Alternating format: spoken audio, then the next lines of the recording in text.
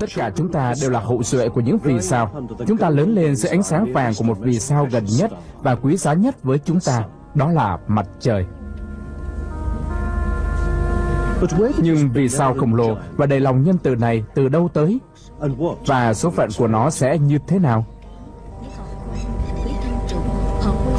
Mặt trời di chuyển trên bầu trời được xem là hành tinh lệ thuộc nhất trong vũ trụ của chúng ta.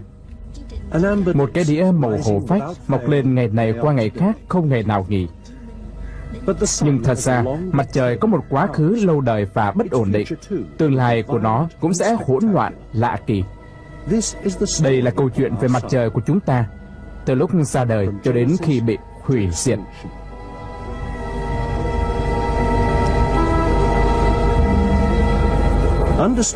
Để hiểu được chu kỳ sống của mặt trời, đòi hỏi phải có thời gian. Bạn không thể quan sát một cái cây trong 5 phút và hiểu được nó lớn lên như thế nào. Nhưng hãy nhìn bầu trời về đêm. Đó là một khu rừng, có các vì sao ở từng giai đoạn phát triển. Đây là những hạt giống mặt trời, những chồi non, những cây non và những cây đã mục. Tất cả chúng kể cho chúng ta nghe một câu chuyện dài 10 tỷ năm về mặt trời của chúng ta. Tiểu sử mặt trời có thể được đọc qua viễn vọng kính Hubble. Viễn vọng kính ghép nối những hình ảnh chụp cận cảnh thành một câu chuyện về mặt trời. Nó chỉ cho chúng ta thấy những ngôi sao đang chào đời, những ngôi sao đang lớn lên và những ngôi sao đã chết. Được treo lơ lửng cách trái đất 380 dặm. Viễn vọng kính Hubble quan sát bầu trời. Nó như là con mắt của bầu trời, một con mắt có thị lực 20/20. Ngắm nhìn những ngôi sao từ mặt đất trông giống như chúng ta nhìn từ đáy của một cái hồ bơi, nơi mà mọi thứ bị vấy bẩn và hình dạng bị bóp méo. Điều đó lý giải tại sao những ngôi sao nhấp nháy vào ban đêm. Một khi chúng ta đi vào không gian, chúng ta mới thấy mọi thứ rõ ràng, rõ hơn gấp 10 lần so với lúc chúng ta nhìn từ mặt đất. Do bị bao quanh bởi trái đất, nên tầm quan sát của con người bị hạn chế. Nhưng nếu ở trong quỹ đạo, con mắt của Hubble có thể phóng xa rồi thu nhỏ lại qua một cái lỗ ngắm nhìn vào trong dãy con người, nhìn sang những dải ngân hà khác nằm ở cách xa 10 tỷ năm ánh sáng. Nhưng Hubble không cần phải nhìn xa như thế để có thể thuật lại chương mở đầu câu chuyện về cuộc sống mặt trời. Viễn vọng kính không gian chuyển hướng và nhìn thấy một siêu sao Eta Carini khổng lồ. Cái lò nằm ở trung tâm của ngôi sao là một lò phản ứng hạt nhân to lớn khủng khiếp. Những phần tử bị nóng chảy trong lò này rất cần thiết cho sự sống.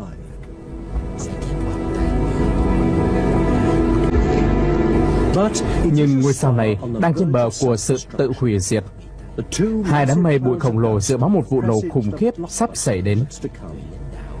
Siêu sao Eta Carini sẽ sớm bị kết liễu như một vì siêu sao mới.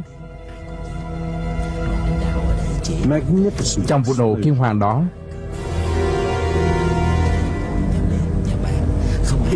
những nguyên tử nhỏ va chạm lẫn nhau, tạo thành những nguyên tử lớn hơn, kỳ lạ hơn.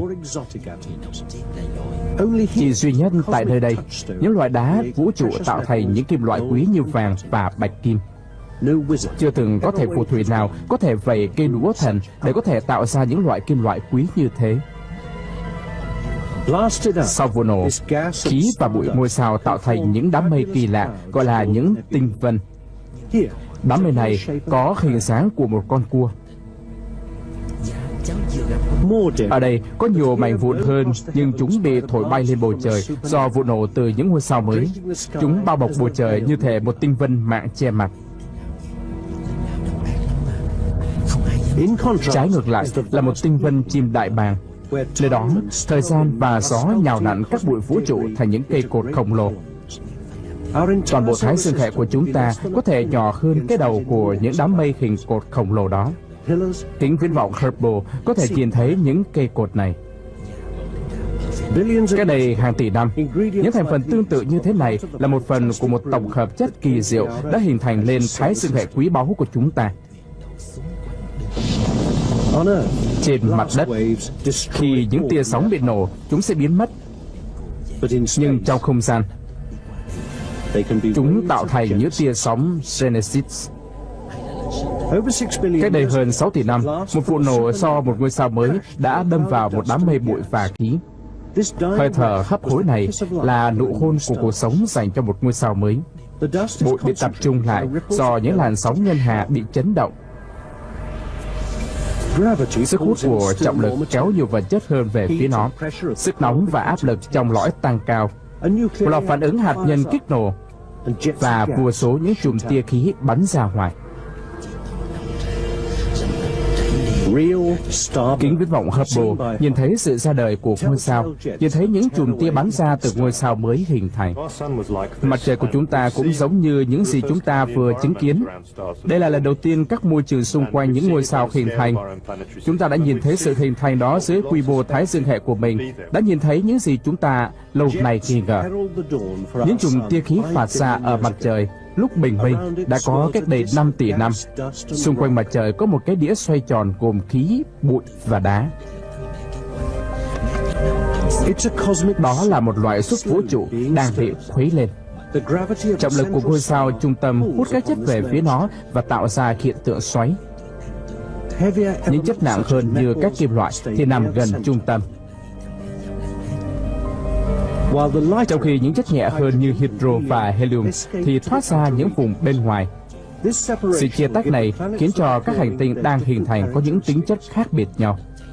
Thái dương hệ của chúng được hình thành như thế đó là thực tế hay chỉ là sự suy đoán? Nơi gần nhất cần phải khám phá là chòm sao Orion. Chúng tôi cho rằng đó là nơi những ngôi sao có quá trình hình thành tương tự như mặt trời hiện tại.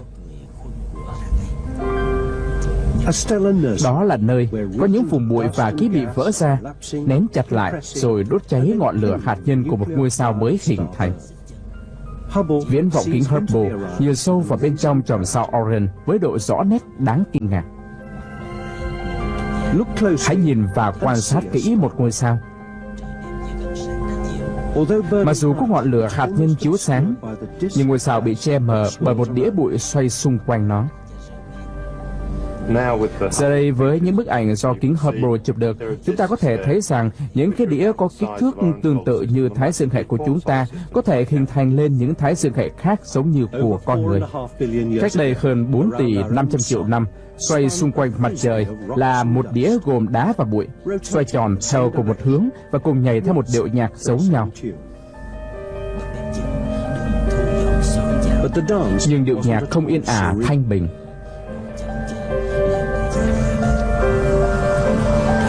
Những mảnh vỡ tông vào nhau và kết hợp lại với nhau. Bên ngoài những mảnh vụn đó, gia đình của mặt trời từ từ hình thành. Do có nhiều vật chất xoay xung quanh nên những hành tinh trẻ rất khó tồn tại. Một số bị tấn công, một số bị tiêu diệt, còn một số khác bị thay đổi. Khi những hành tinh phôi đang lớn lên, trọng lực của chúng gia tăng và hút nhiều vật chất về phía chúng. Chỉ có một vài hành tinh lớn hình thành, một số hành tinh đủ lớn để có một vùng riêng những mảnh vụn vây quanh.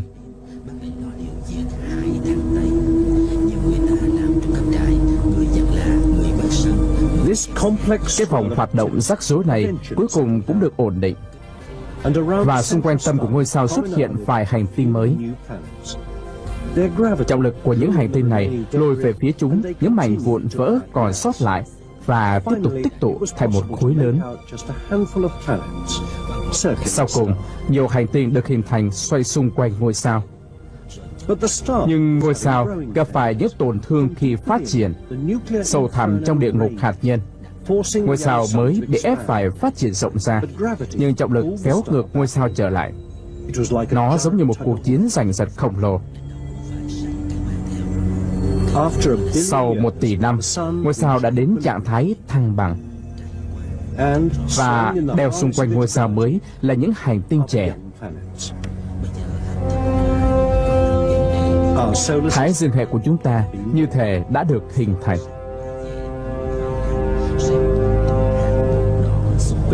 Nhưng có phải chúng ta đang sống trong một hệ độc nhất? Có lẽ là không. Có thể ở một góc nào đó của một dải ngân hà tồn tại những hậu duệ của những ngôi sao. Kính viễn vọng Hubble đã bắt đầu quan sát. Nó nhìn thấy một ngôi sao khác có một đĩa bụi xoay quanh được gọi là Beta Pictoris. Những gì mà chúng tôi đã khám phá xung quanh ngôi sao Beta Pictoris như sau.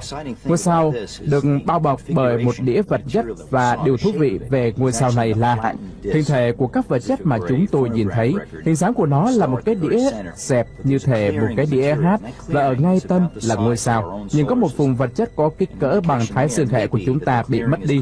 Có lẽ vùng vật chất này bị mất là do sự hình thành của những hành tinh. Cho đến thời điểm này, xung quanh Beta Pictoris chưa có hành tinh nào được phát hiện. Rất khó có thể quan sát những hành tinh một cách trực tiếp. Cứ tưởng tượng như bạn cố gắng đọc một câu viết trên một bóng đèn nhấp nháy khi nó tắt trước mặt bạn. Hành tinh có độ mờ khoảng 1 tỷ lần so với một ngôi sao mẹ nằm cận kề nó. Viễn vọng kính Lick cũng săn tìm những hành tinh bằng cách quan sát những ngôi sao. Chúng ta không thể nhìn thấy trực tiếp những hành tinh đi vào quỹ đạo của những ngôi sao khác, nhưng những gì chúng ta có thể làm là quan sát sự phản hồi của các ngôi sao do sức kéo của trọng lực của hành tinh, và quan sát sự lắc lư của ngôi sao trong không gian do sự hiện diện của hành tinh.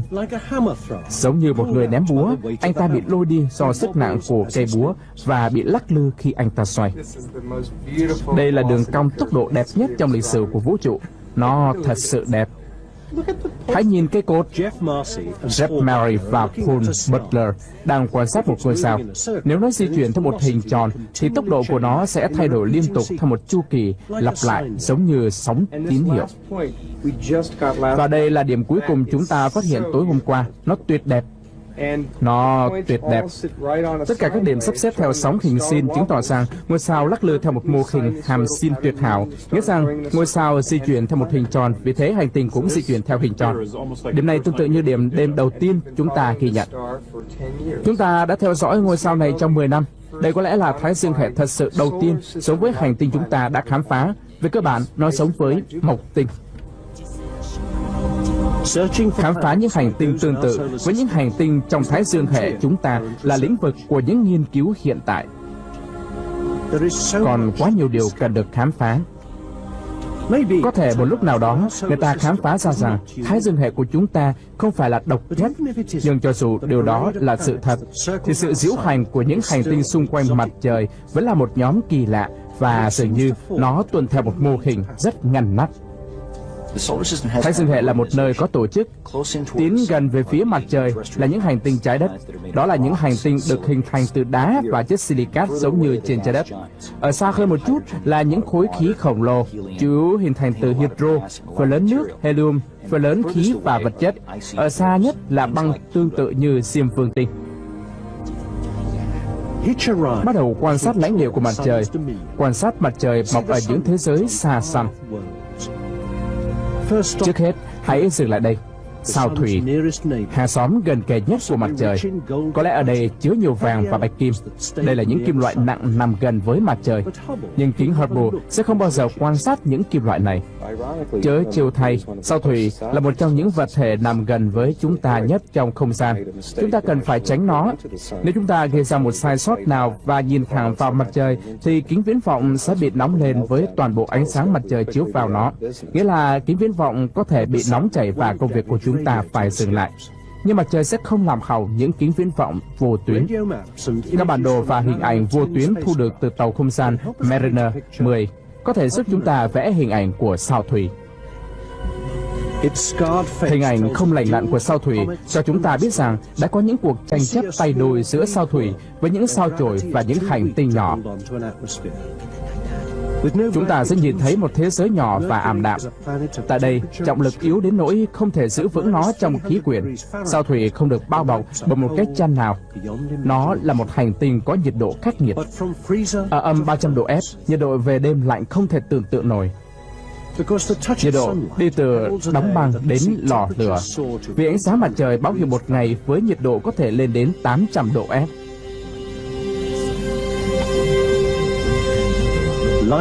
Khó có thể tồn tại sự sống ở đây. Hãy thu lại hình ảnh này. Một thế giới xa xăm so với mặt trời. tương tự như trái đất và sao Kim, là nơi có thể gieo mầm sự sống. Ellen Stofan biết cả hai hành tinh này.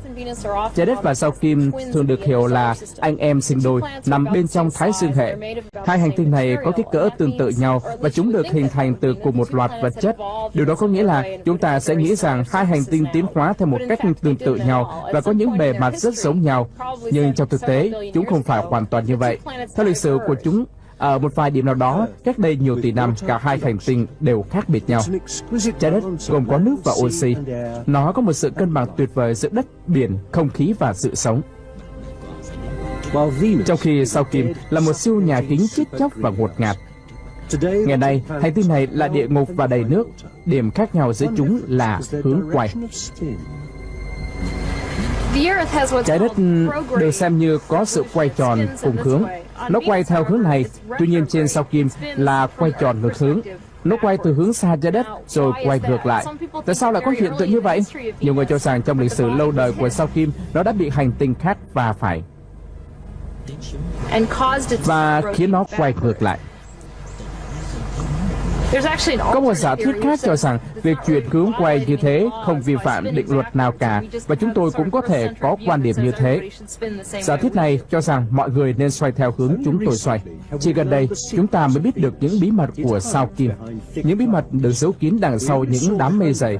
Chúng ta chỉ có thể thấy đằng sau tấm màn mây đó khi con tàu vũ trụ Venera của Xô Viết bay xuyên qua nó.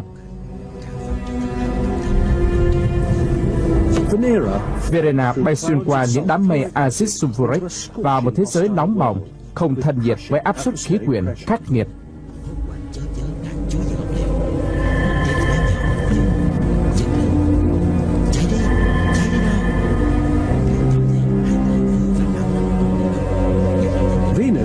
Sao Kim có bề mặt nóng bỏng, gồ ghề đá. Nó được hình thành từ những núi lửa cổ xưa, những tàn dư của dung nham cũ, biến thành những hòn đá cuội. Những hình ảnh này có được là do lần thám hiểm sau này từ tàu vũ trụ Magellan truyền về. Trùng trùng lớp lớp những dòng dung nham chảy ra từ miệng núi lửa. Những dòng dung nham này chảy dài hàng trăm dặm, băng qua những cánh đồng, những ngọn núi và thung lũng của núi lửa cũ, hình thành lên những ngọn núi dung nham có hình cái bánh nhiều tầng bị cắt bởi đồi núi và thung lũng. Sao Kim có một quá khứ hỗn loạn. Trái đất của chúng ta cũng vậy. Cách đây 4 tỷ năm rất khó có thể nhận biết hành tinh trái đất. Trái đất đỏ rực với những dòng chảy của dung nham. Từ xa xưa, trái đất và sao Kim không khác biệt nhau lắm. Cả sao Kim và trái đất đều bắt đầu hình thành với cùng lượng carbon và oxy. Nhưng trên sao Kim thì chủ yếu là dioxide carbon nằm trong khí quyển. Trên trái đất cũng có thể có nhiều dioxide carbon, nhưng chúng đã bị biến thành đá do có sự sống. Những sinh vật nhỏ này đã mang dioxide carbon ra khỏi khí quyển và biến chúng thành những thứ như bộ xương của những sinh vật. Ngày nay, khí này bị biến thành đá vôi như các bạn thấy ở sau lưng tôi. Khí dioxide carbon, khí của nhà kính, vẫn tồn tại trong khí quyển nóng ấm của sao Kim. Nước bay khơi và làm tăng hiệu ứng nhà kính. 100, 200, 300 độ F, sao Kim đang trên đường đi xuống địa ngục. Ngày nay, nhiệt độ trên sao Kim là 800 độ F. Nếu bạn hạ cánh trên sao Kim, bạn sẽ bị giết chết trong vài giây, hoặc do sức nóng, do áp suất cao bất thường gây ra từ tầng của những đám mây dày. Trái đất trải qua 3 tỷ năm, nó vẫn giữ được một nhiệt độ vừa phải để có thể duy trì sự sống. Nước chảy qua đất, biển và không khí. Chu kỳ hydro này là bí ẩn, là sự thành công của hành tinh chúng ta. Nước hòa tan và vận chuyển các chất hóa học cần cho sự sống của các loài vật.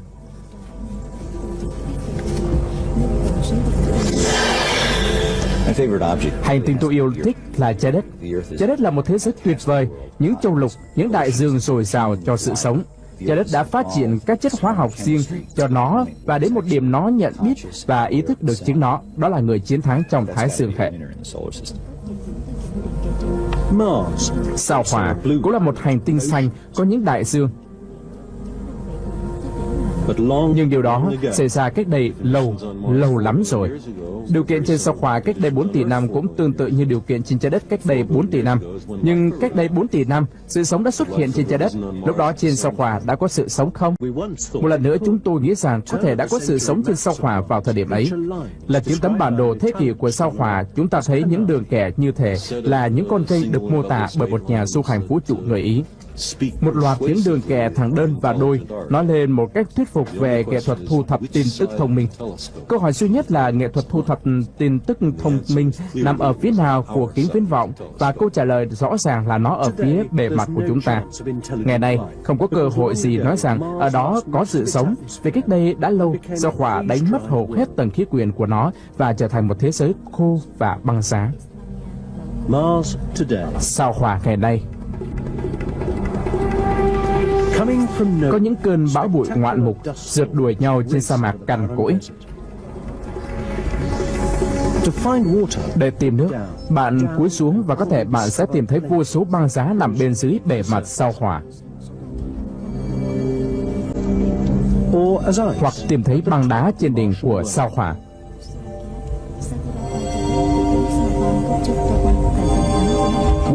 Kính viễn vọng Hubble nhìn thấy những cột màu trắng chụp lên trên một hành tinh màu nâu đỏ. Trái đất của chúng ta và mặt trăng gợn sóng theo chiều ngang. Hãy dừng lại và quan sát mặt trời mọc trên thế giới hoang tàn này.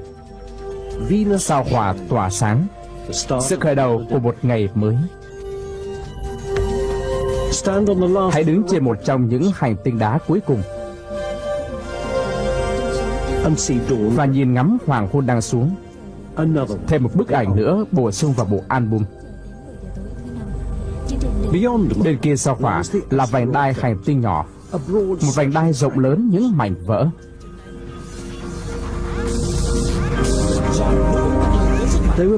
Những mảnh vỡ không thể kết hợp lại với nhau được là do trọng lực của người hàng xóm khổng lồ, Mộc Tinh. Khi những hành tinh hình thành nên Mộc Tinh, trọng lực của Mộc Tinh gia tăng và dồn nén thêm nhiều khí và bụi. Mộc Tinh lớn và lớn. Khi Mộc Tinh lớn gấp 10 lần kích cỡ ban đầu của nó, có lẽ nó đã phát cháy như một ngôi sao.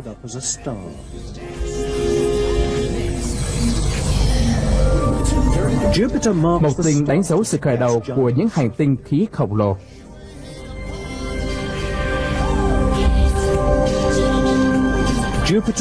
Những đường tròn xung quanh Mộc Tinh tạo thành một vành khăn có ánh sáng lung linh, gồm những chất mềm như bột băng xuyên qua vành đai rộng lớn của nó. Trên đỉnh của đám mây, tất cả dường như yên tĩnh.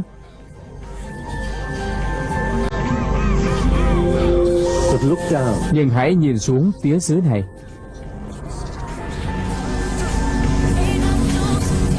Đây là cơn bão tuyệt diệu nhất trong Thái Dương hệ, vùng đỏ vĩ đại nhất. Một tình trạng hỗn loạn của gió xoáy với tốc độ hàng trăm dặm một giờ. Chiều dài cơn bão trên 15.000 dặm.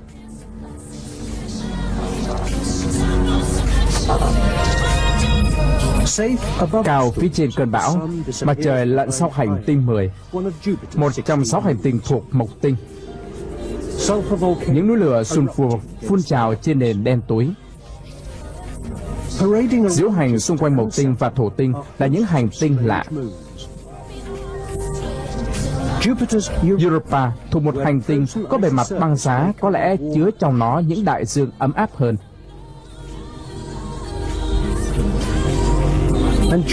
Hành tinh lớn nhất của Mộc Tinh là Ganymede, có bề mặt gồm những miệng núi lửa, những vết nhăn và đường rãnh. Hành tinh này bị ảnh hưởng mạnh bởi những cơn băng chấn.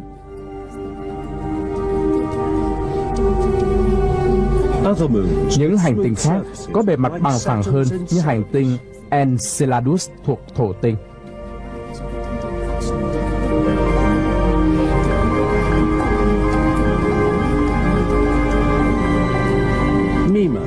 Mimas là một hành tinh bị những va đập trong quá khứ nhưng không bị vỡ ra.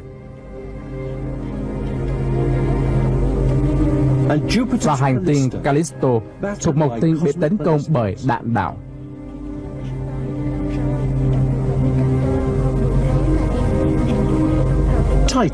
Titan là một trong những hành tinh trong số 8 hành tinh của sao Thổ. Do những loại khí ban đầu đã tạo cho nó có màu sắc kỳ lạ. Một thế giới màu quả quýt, có bầu trời màu mứt cam.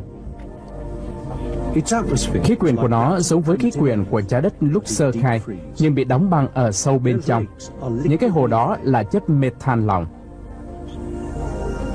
Mặc dù chúng có thể kéo dài từ trái đất tới mặt trăng của chúng ta, nhưng chúng mỏng đến kỳ lạ. Những quả lê bằng đá gõ xung quanh hành tinh.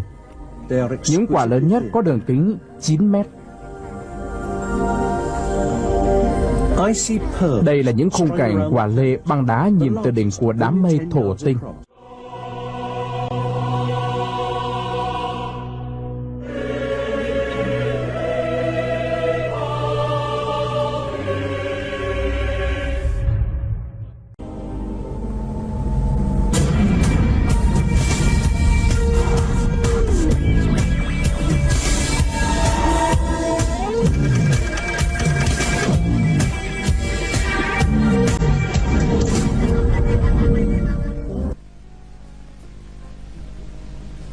Một tinh tú được sinh ra.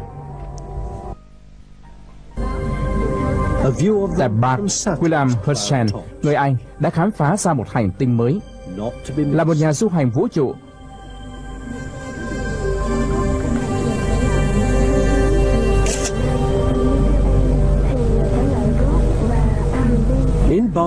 anh ta đồng thời cũng là một nhà soạn nhạc.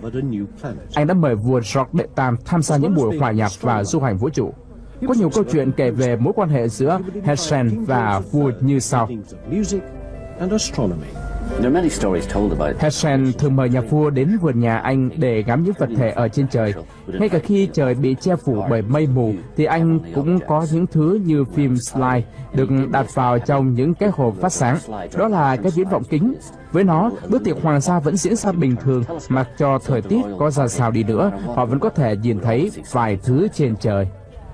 Herschel khám phá ra một hành tinh mới. Để định hót nhà vua, anh đặt tên nó là hành tinh George. Nhưng ý tưởng đó không được sự ưng thuận của những nhà du hành vũ trụ khác, và sau cùng nó được đặt tên là Uranus, thiên vương tinh. Giống như thổ tinh, thiên vương tinh cũng là những cái vòng, ít ấn tượng hơn về hình dáng, nhưng kỳ lạ hơn vì cách nó hình thành.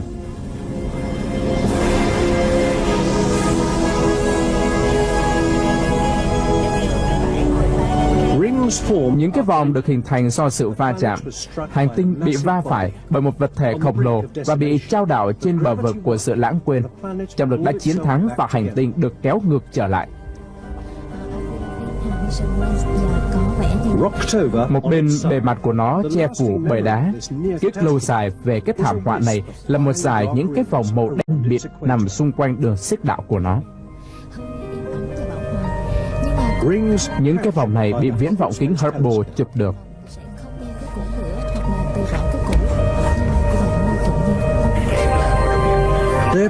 Những cái vòng này chuyển từ màu tối sang màu sáng khi chúng lấp lánh trong ánh mặt trời mọc.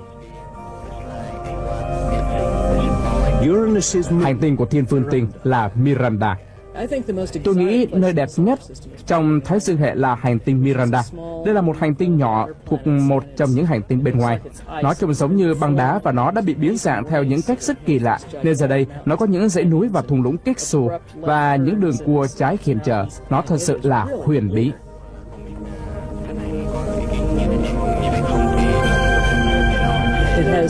Miranda có những đường nét thô. Theo tôi, nó đẹp và kỳ lạ nhất. Có thể nó là hành tinh lâu đời nhất trong Thái Dương hệ. Những nhà thám hiểm bằng robot là giải pháp duy nhất để khám phá những bí ẩn của những hành tinh bên ngoài. Tàu thám hiểm 2 năm 1989 đã băng qua Hải Vương tinh. Khi tàu vũ trụ Voyager bay ngang Hải Vương tinh vào năm 1989, đường nét lớn nhất trên Hải Vương tinh được phát hiện là một vùng đen lớn nằm ở phía nam bán cầu. Hải Vương tinh có những cơn gió nhanh nhất trong Thái Dương hệ. Những cơn gió có tốc độ hàng nghìn dặm một giờ. 5 năm sau, tàu vũ trụ Voyager kính Hubble bắt đầu tìm kiếm những cơn bão gió này. Khi kính Hubble bị xoay, những máy quay của nó hướng về phía Hải Vương Tinh vào năm 1994. Nó chụp được nhiều hình ảnh của Hải Vương Tinh. Một trong những bản nhỏ này là tấm bản đồ của Hải Vương Tinh. Cái kết quả thu được khiến cho đội nghiên cứu của Hedy Hammond ngạc nhiên. Vùng đen rộng lớn do tàu Voyager thu được có lẽ nằm ở phía dưới này về phía nam. Trên thực tế, cái vùng đen đó đã biến mất. Hiện tại, điều đó không có nghĩa rằng Hải Vương Tinh không có những vùng đen. Chúng ta khám phá ra ở phía bắc bán cầu của Hải Vương Tinh có một vùng đen rất lớn, có kích cỡ và hình dáng tương tự và tương phản với cái vùng mà tàu Voyager đã nhìn thấy. Nhưng nó nằm ở phía bán cầu ngược lại. Những vùng đó có lẽ đã không di chuyển qua xích đạo của Hải Vương Tinh. Những cơn gió trên Hải Vương Tinh có lẽ đã làm mòn phần nào vùng đen. Vì thế, Hải Vương Tinh thật sự đã làm thay đổi đáng kể các vùng của nó trong chỉ 5 năm. Hải Vương Tinh bị những vòng gồm những mảnh vụn băng giá màu đen bao bọc xung quanh. Băng qua những mảnh vụn đó, chúng ta phát hiện ra một hành tinh của Hải Vương Tinh là Triton. Đây là hành tinh lạnh nhất trong Thái Dương hệ. Khí nitơ lỏng bị kẹt bên dưới của bề mặt, nhưng nó nổ bung ra và biến thành tuyết. Gió thổi thành những vệt lấp lánh trong ánh mặt trời mọc.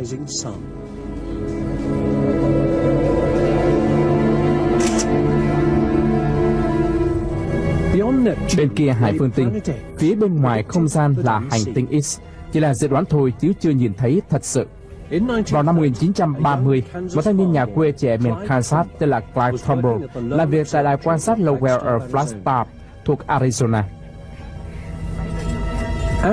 Khi mặt trời lặn, anh ta nhìn lên trời.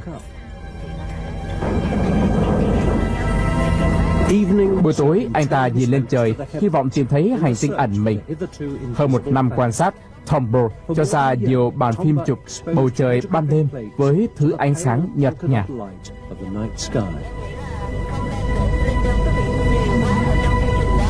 Anh ta hy vọng những đường nét mờ nhất từ hành tinh X đã được ghi lại chỉ trong hàng trăm bản phim mà anh ta đã chụp. Clyde hiểu rõ anh ta đang tìm kiếm cái gì. Anh đang quan sát hai bản phim chụp cùng một vị trí trên bầu trời. Anh tìm kiếm một vật thể mà có lẽ đã di chuyển vị trí trong một chừng mực nào đó. Khi không chụp ảnh, Clyde dồn phần lớn thời gian để quan sát một cái máy so sánh. Chuyển đổi nhanh hình ảnh của hai bản phim anh chụp 2 ngày khác nhau. Anh ta đang tìm một vật thể nhỏ mà đã thay đổi vị trí trên nền trời. Và anh ghi nhớ trong đầu, nếu anh tìm thấy một cái gì đó thay đổi từ bản phim này sang bản phim khác với một chừng mực nào đó, thì anh ta biết rằng mình đã ghi được hình ảnh của hành tinh nằm bên kia quỹ đạo của Hải Vương Tinh. Và rồi giống như một giấc mơ, anh nhìn thấy một vật thể thay đổi vị trí và cho rằng đó là hành tinh anh ta đang tìm kiếm. Clyde hiểu những gì anh đã khám phá ra chỉ trong 2 giây. Nhưng anh phải khẳng định những gì mình đã thấy. Anh phải làm những thí nghiệm. Clyde chia sẻ, trong 45 phút, tôi là người duy nhất trên trái đất biết rằng có sự tồn tại của hành tinh Pluto. Điều đó thật không thể tưởng tượng nổi.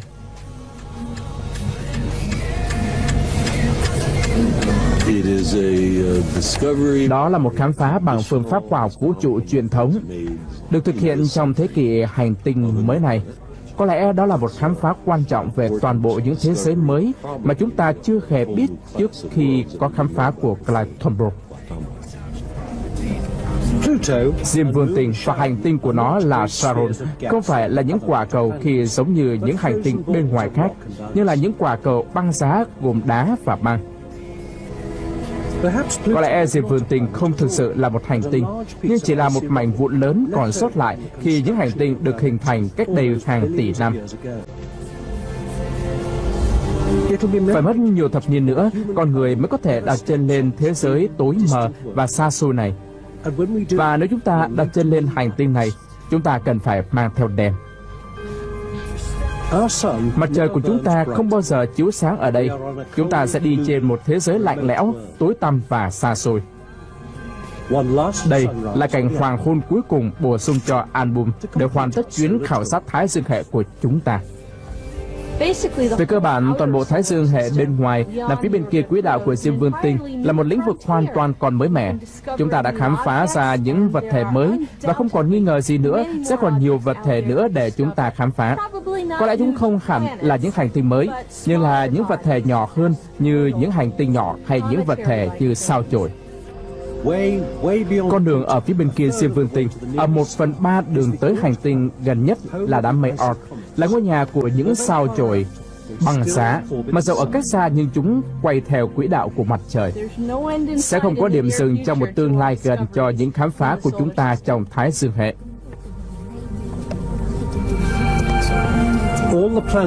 Tất cả những hành tinh nhỏ, sao chổi và mặt trăng chỉ làm tăng thêm 1/1000 khối lượng của Thái Dương hệ. Phần còn lại, 999% là mặt trời. Đây là vật thể vô cùng lớn mà tại đó xuất hiện mọi thứ cần cho sự sống, vì sự sống không thể tồn tại nếu thiếu nó. Và vật thể này có một cách tương tác với những hành tinh khác xung quanh nó rất tuyệt vời. Giữ những hành tinh theo trật tự, nó giống như người chủ của một gia đình khuyên bảo những đứa con những gì cần phải làm và tạo cho từng đứa con những đặc điểm riêng khiến chúng khác biệt và không lẫn vào nhau được.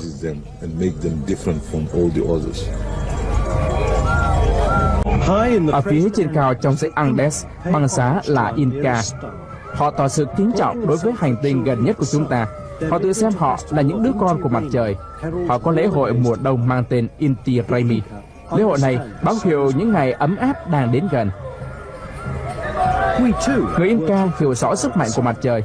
Chúng ta cũng vậy, chúng ta cũng tôn thờ sức mạnh của mặt trời. Ánh sáng sao có điện?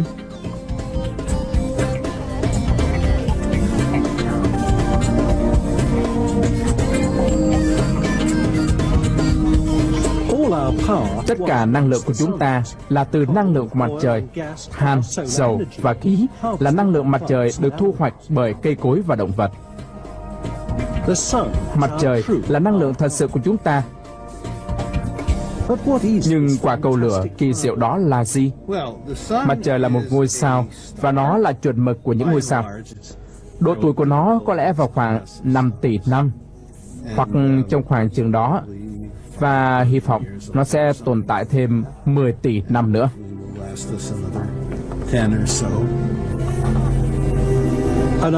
Một hòn đảo nằm trên hồ Big Bear tại California. Tại nơi ốc đảo yên tĩnh và mát mẻ này, giáo sư Zren nghiên cứu hành tinh nóng nhất, hỗn loạn nhất trong Thái Dương hệ của chúng ta. Chúng ta đang nghiên cứu một hành tinh sưởi nóng trái đất và tạo ra những dòng khí gia tăng. Ví dụ nếu bạn nhìn xuyên qua một sa mạc nóng bỏng, bạn có thể thấy những thứ mờ mờ bốc lên từ mặt đất. Và vì thế tốt hơn hết là quan sát nước, vì nước không quá nóng và với luồng khí ổn định, chúng ta có thể nhìn thấy mọi thứ có kích cỡ tương tự bang California.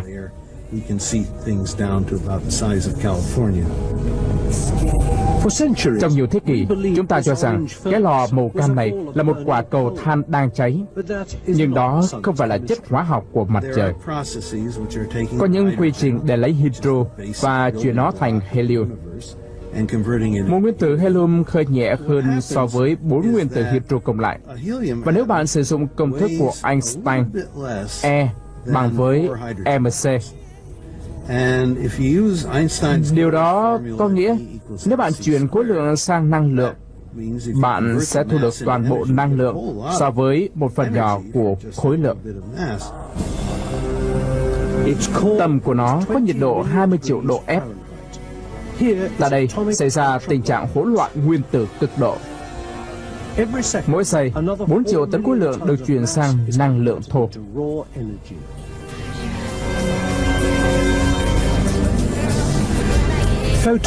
Những hạt photon là những túi ánh sáng nhỏ, chỉ cần 8,5 phút để di chuyển một đoạn đường 93 triệu dặm đến trái đất. Nhưng hành trình di chuyển của chúng từ tâm của mặt trời cần một thời gian dài. Tại sao? Khoảng cách trên là khoảng cách chuẩn để một hạt photon di chuyển.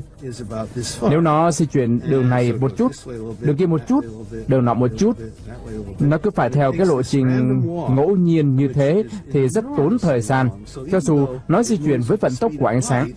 Nếu bạn cho nó đi theo con đường mà nó không biết hướng nào để đi, thì nó phải mất cả hàng triệu năm.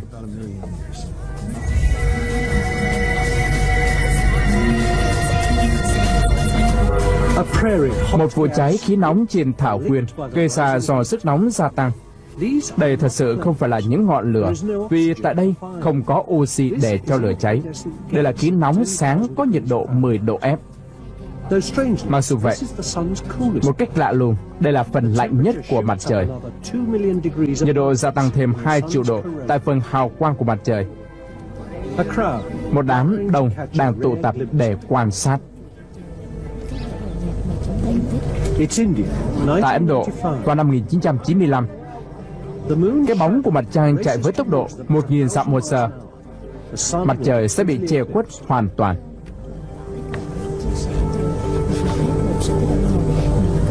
Sự tối tăm giữa ban ngày.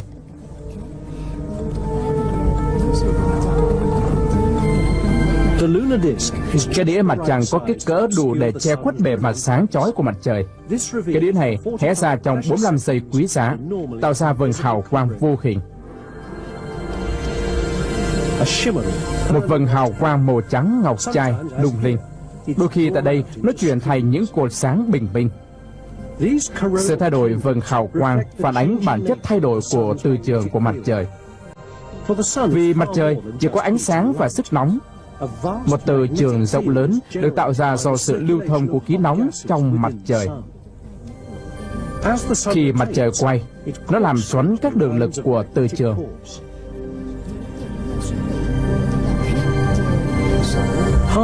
Các tia vũ trụ có hại di chuyển trong không gian, nhưng chúng bị từ trường làm chệch hướng đi. Mặt trời của chúng ta là một ngôi sao hay thay đổi. Cứ mỗi 22 năm là nó chuyển cực từ.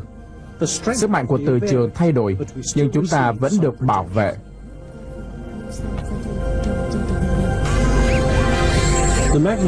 Từ tính là một kẻ độc tài vô hình. Nó ảnh hưởng đến mọi hành vi của mặt trời. Nhưng một vài hoạt động của mặt trời có thể nhìn thấy được. Một đền thờ dành cho những người thờ mặt trời vì mục đích khoa học là viễn vọng kính McMath tại Arizona. The McMath Telescope in Arizona.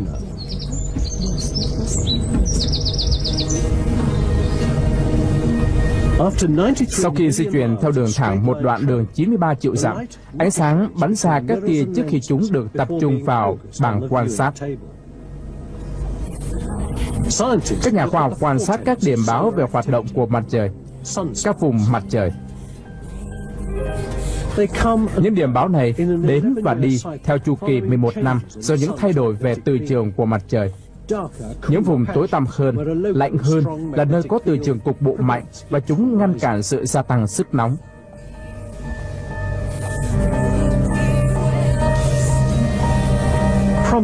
Những chỗ bị nổi lên là những cột khí cong khổng lồ, thường treo lơ lửng ở phía trên những vùng mặt trời nhờ từ trường chống đỡ.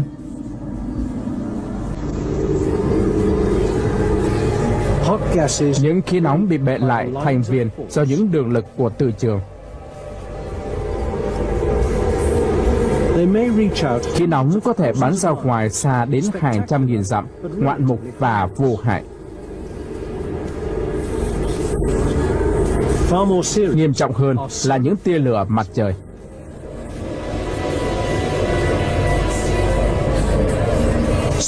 Năng lượng từ trường được tích trữ có thể thoát ra ngoài mạnh mẽ và bất ngờ. Sự thoát khí có thể chỉ kéo dài vài phút, nhưng năng lượng của chúng thì vô cùng mạnh mẽ. Ngày nay, việc nhìn thấy tia lửa mặt trời là một điều đáng ngạc nhiên. Vì bạn đo nhiệt độ ở một vùng nào đó có nhiệt độ tương tự với những phần còn lại của mặt trời vào khoảng 10.000 độ F, và bất ngờ tạo ra một đám mây có nhiệt độ 50 triệu độ. Các tia lửa làm nổ tung khối lượng lớn các mảnh vụn và phóng xạ vào trong không gian. Gió Breezer mang khí có chứa điện tích di chuyển từ mặt trời bất ngờ chuyển sang gió mặt trời với cường độ mạnh. Với vận tốc 2 triệu dặm một giờ, cơn gió này đâm vào từ trường của trái đất, tạo ra những cực quang.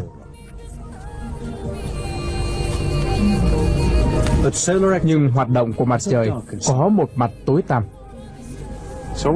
Các hoạt động của mặt trời ảnh hưởng đến trái đất và các hệ thống công nghệ theo nhiều cách. Các vệ tinh có những bất thường và đôi khi ngừng hoạt động do hoạt động của mặt trời và các hạt năng lượng đến từ các tia lửa năng lượng mặt trời. Các giao tiếp bằng sóng dài đôi khi bị ảnh hưởng. Bức xạ gây nguy hiểm cho các nhà du hành vũ trụ không được bảo vệ do những cơn bão mặt trời này gây ra. Các nhà du hành vũ trụ có thể nhận một liều phóng xạ chết người trong vòng 2 ngày.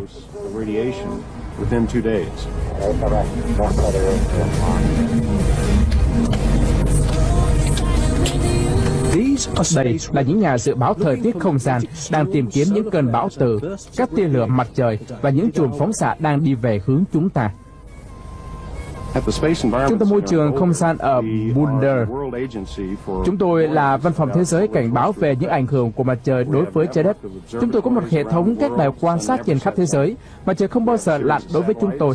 Chúng tôi có những vệ tinh truyền dữ liệu về hoạt động của mặt trời và cho biết điều kiện môi trường ngoài không gian. Giữa trái đất và mặt trời, chúng tôi đặt một trạm gọi là SOHO. Đây là đài quan sát thường trực mặt trời. Nó quan sát hoạt động của mặt trời. Cao điểm vào năm 1989, mặt trời gây ảnh hưởng cho nhiều vùng của Canada. Các đường dây điện quá tải và 6 triệu người dân Quebec bị mất điện. Ngày 13 tháng 3 năm 1989 là một ngày hỗn loạn cho chúng tôi.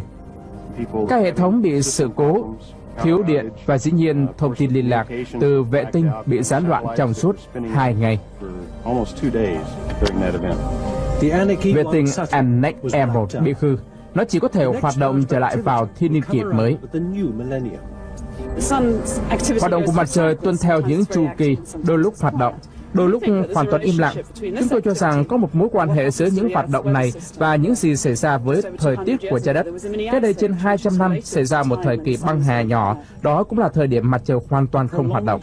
Thời kỳ băng hà kéo dài đó là thời kỳ Maunder Minimum. Lúc đó các vùng của mặt trời không còn thấy nữa và nhiệt độ toàn cầu hạ xuống vào khoảng 1 độ F. Hiện tượng này giống như khi mặt trời hắt hơi thì trái đất bị cảm. Vì thế, những gì xảy ra trên mặt trời có thể ảnh hưởng đến chúng ta trên trái đất. Chúng ta phụ thuộc vào tình trạng sức khỏe của mặt trời. Nhưng đối với mọi thứ trên vũ trụ này, có một thời điểm chết.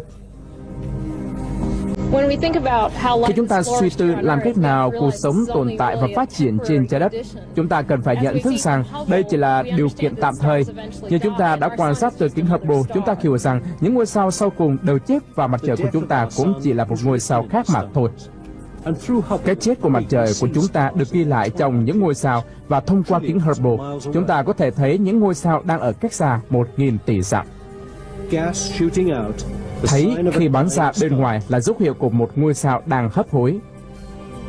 Những vòng khí tích tụ lại thành những đường gợn sóng. Ngôi sao hấp hối này thở hắt ra hàng tỷ tấn khí khi nó thở chết.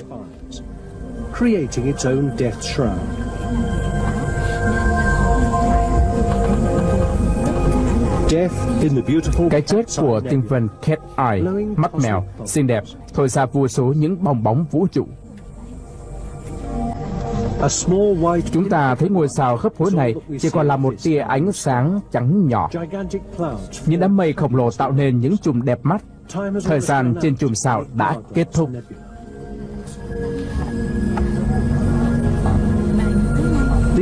Những ngôi sao này sẽ sụp đổ và những ngày của nó đã kết thúc. Vô số những ngôi sao nhỏ có kích cỡ tương tự những hành tinh. Mặt trời của chúng ta cũng sẽ có một số phận tương tự. Vào khoảng 5 tỷ năm nữa, mặt trời của chúng ta sẽ mất hết nhiên liệu hydro. Vàng sẽ chuyển thành những kim loại màu đỏ vì các phản ứng mới bắt đầu xảy ra. Mặt trời lớn hơn và chuyển sang màu đỏ son. Mặt trời trở thành một quả cầu đỏ khổng lồ với những chùm khí nóng bay vọt vào không gian. Vì thế, sau cùng mặt trời của chúng ta nở rộng ra, trái đất nóng lên, các đại dương sẽ bốc hơi, cuộc sống sẽ kết thúc. Mặt trời của chúng ta sẽ chuyển từ nơi nuôi dưỡng sự sống sang nơi hủy diệt sự sống. Vì mặt trời nở ra, nên thái dương hệ thay đổi liên tục.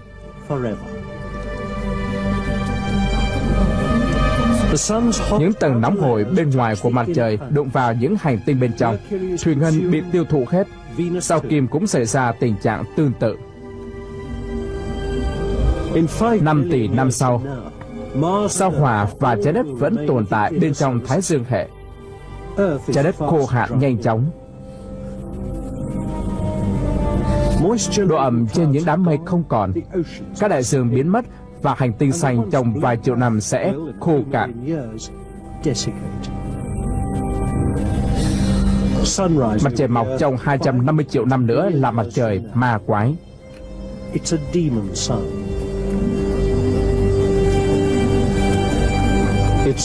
Ánh sáng mặt trời chiếu trên vùng xưa kia, tức là thành phố New York. Các đại dương đã bốc hơi hết và hành tinh khô nứt nẻ chiếu phản hồi ánh sáng từ mặt trời đỏ thẫm.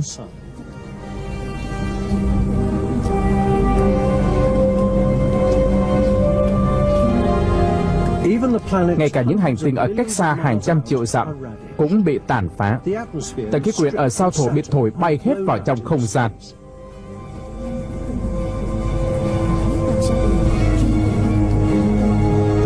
Mặt trời đang hấp hối tống cổ toàn bộ khí ra khỏi nó với một tốc độ ngày càng gia tăng.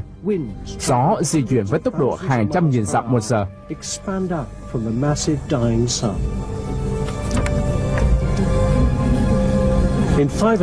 Trong 5 tỷ năm rưỡi tới, cái lõi của quả cầu đỏ khổng lồ cạn kiệt nhiên liệu. Mặt trời cũ thở hắt ra lớp bụi và cuối cùng thổi đầy bụi tro vào trong gió.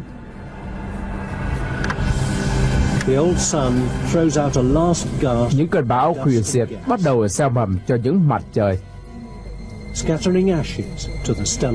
Thời đại mới bắt đầu hình thành.